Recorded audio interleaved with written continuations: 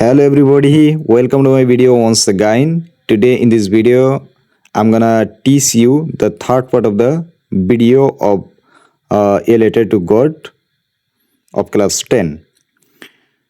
আমি ইতিমধ্যে পার্ট 1 আৰু 2 ভিডিও বনাইছোঁ তোমালোকে যিয়ে দেখা নাই পাৰ্ট 1 আৰু 2 টো দেখি লবা আমি 3 নম্বৰ পাৰ্ট মানে ভিডিওৰ পাৰ্টটো আমি আলোচনা কৰিবলৈ গৈ আছোঁ Okay, let's get started the video. Okay.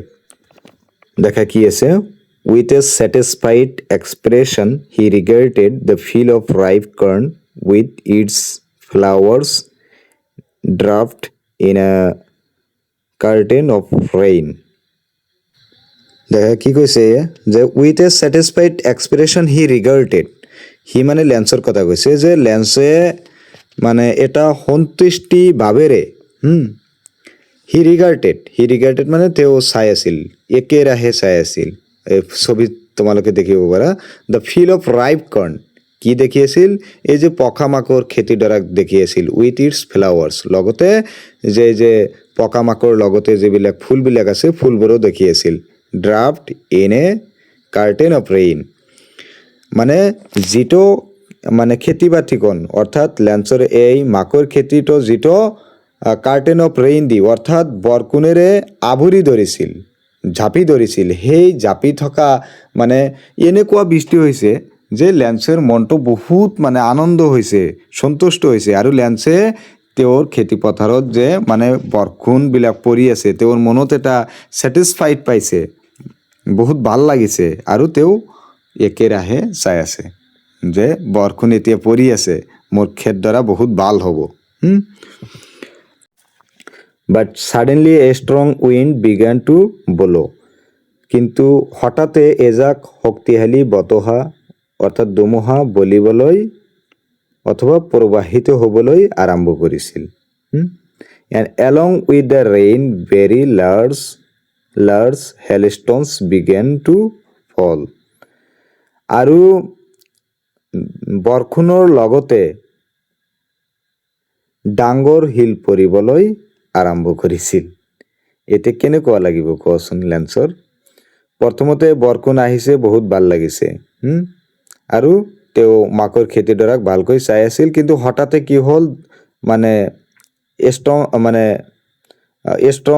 Window আহিল মানে প্ৰচণ্ড ধুমুহা আহিল আৰু এতিয়া ধুমুহাৰ লগতে অৰ্থাৎ ধুমুহা আহিল তাৰপিছত বৰষুণৰ লগতে এতিয়া কি কৰি আছে শিলাবৃষ্টি পৰিবলৈ আৰম্ভ কৰিছে এতিয়া আমি ইয়াৰ পৰা কি হাৰ্ট মিনিং আছে আমি শিকি লম দেখা কি আছে স্যাটিসফাইড মানে কন্টেন্টেড মানে সন্তুষ্ট হোৱা ৰিগাৰ্ডেড মানে guest never looked attentively in a satisfied way একেৰাহে চাই থকা বা সন্তুষ্টিৰ ভাৱনালৈ লক্ষ্য কৰা ড্ৰাফ্ট মানে কভাৰ্ড মানে ঢাকি ৰখা বা আৱৰি ধৰা এই বৰষুণবিলাক যে মানে লেন্সৰ খেতিডৰা কি ধৰিছিল কভাৰ্ড কৰি ৰাখিছিল ঢাকি ৰাখিছিল বা আৱৰি ধৰিছিল তোমালোকে এই মিনিংবিলাকো জানি ল'বা এইবিলাক পৰীক্ষাত আহে দেখা এতিয়া কি আছে this truly did resemble new silver coins the boys exposing themselves to the rain ran out to collect the frozen pearls এই ৰিচেম্বল মানে কি ৰিচেম্বল মানে লুক লাইক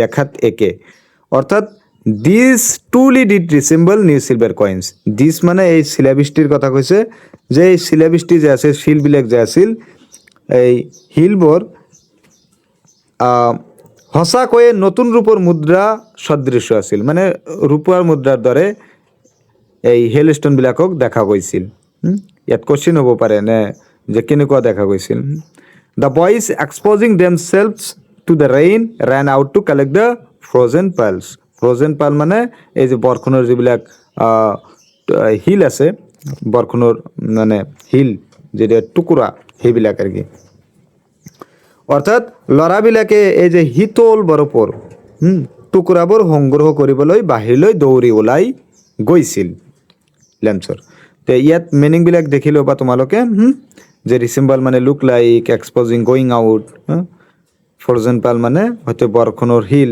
এইবিলাক দেখা এতিয়া কি আছে it's really getting bad now exclaimed the man ইয়াত মেন মানে লেন্সৰ কথা কৈছে যে লেন্সয়ে উচ্চস্বৰে কৈ উঠিছিল, ইটছ ৰিয়েলি গেটিং বেড নাও, এইটো সঁচাকৈয়ে বেয়া হ'বলৈ ধৰিছে। এইটো মানে কাৰ কথা কৈছে? ইয়াত মানে এই যে বৰষুণৰ লগতে যে শিলাবৃষ্টি পৰিবলৈ ষ্টাৰ্ট কৰিছিল, শিলাবৃষ্টিৰ কথা কোৱা হৈছে। যে মানুহজনে চিঞৰি উঠি কৈছিল, দুখিত হৈ কৈছিল যে ইটছ ৰিয়েলি গেটিং বেড নাও, এইটো সঁচাকৈয়ে বেয়া হ'বলৈ ধৰিছে, বেয়া হ'বলৈ গৈ আছে, বেয়া হ'বলৈ ধৰিছে এইটো। আই হোপ ইট পাছেছ কুইকলি, মই আশা কৰোঁ যাতে ই সোনকালে পাৰ হৈ যায় বা পাৰ হৈ বন্ধ হৈ যায়। এইটো মানে কাৰ কথা কৈছে? শিলাবৃষ্টিৰ কথা কৈছে, যে মই আশা কৰোঁ ই সোনকালে গুচি যাক। But it did not pass quickly, কিন্তু ই সোনকালে পাৰ হৈ নগ'ল, গুচি নগ'ল। এইটো মানে শিলাবৃষ্টি গুচি নগ'ল। For an hour the hail rained on the house, the garden, the hillside, the cornfield, on the whole valley. তাৰপিছত কি হ'ল? এঘণ্টা ধৰি গড়টোত, তাৰপাছত বাগিচাখনত, পাহাৰৰ ডালত, মাকৈ খেতিডৰা আৰু সম্পূৰ্ণ সমগ্ৰ উপত্যকাত শিলাবৃষ্টি হৈ থাকিল। The field was white as if covered with salt, আৰু খেতিপথাৰখন মানে অৰ্থাৎ লেন্সৰ যে খেতিপথাৰ আছিল, মাকৈ খেতিপথাৰখন এনেকুৱা বগা দেখা গৈছিল যেন ই নিমখেৰে আৱৰি আছে, এনেকুৱা দেখা গৈছিল। ইয়াতে কুৱেশ্যন হ'ব পাৰে, the field was white as if covered with dew থাকিব পাৰে, তোমালোকে ফিল আপ কৰিব লাগিব। কি দিবা? চল্ট। আচলতে কিন্তু লেন্সৰ খেতিডৰাখন মানে নিমখেৰে আৱৰি ধৰা নাছিল, ই আচলতে আৱৰি ধৰিছিল। The field was covered with salt, but কিন্তু ইয়াত কি কৰিছে?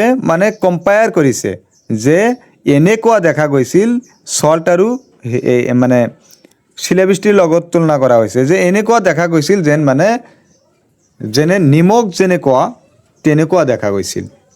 সেইটোৱে দেখে। এতিয়া কি আছে? Not a leaf remained on the trees. এই যে শিলাবৃষ্টি হ'ল এঘণ্টা, শিলাবৃষ্টি হোৱাৰ পাছত not a leaf remained on the trees, যে গছ গছনিবোৰত এটাও পাত লাগি থকা নাছিল। The corn was totally destroyed, যে শস্য বা মাকৈবোৰ সম্পূৰ্ণৰূপে ধ্বংস হৈ গৈছিল, অৰ্থাৎ নষ্ট হৈ গৈছিল। দ্য ফ্লাৱাৰ্ছ ৱেৰ গন ফ্ৰম দ্য প্লাণ্টছ, আৰু কি হৈছিল? গছৰ পৰা সকলো ফুল সৰি পৰিছিল। লেন্সৰ চল ৱাজ ফিল্ড উইথ ছেডনেছ, লেন্সৰ মনটো আত্মা দুখেৰে ভৰি পৰিছিল। When the storm had passed, he stood in the middle of the field and said to his sons, আৰু যেতিয়া শিলাবৃষ্টি বন্ধ হৈছিল, অৰ্থাৎ ধুমুহা শেষ হৈ গৈছিল, তেওঁৰ শস্য পথাৰত, অৰ্থাৎ মাকৈ খেতিপথাৰৰ মাজত থিয় হৈছিল, আৰু তাৰ পুতেকহঁতক কৈছিল যে a plague of locust would have left more than this. A plague of locust মানে এই জাতীয় ফৰিং, জাক পাতি আহি যিবোৰ খেতি বাতি নষ্ট কৰে, সেইবিলাকক কোৱা হয়। মানে এজাক পোকা বা ফৰিং যিবোৰ জাক পাতি উৰি আহি ফচল বা শস্য নষ্ট বা ধ্বংস কৰে, সেইবিলাকক কোৱা হয় আৰু কি ইনচেক্ট আৰু কি।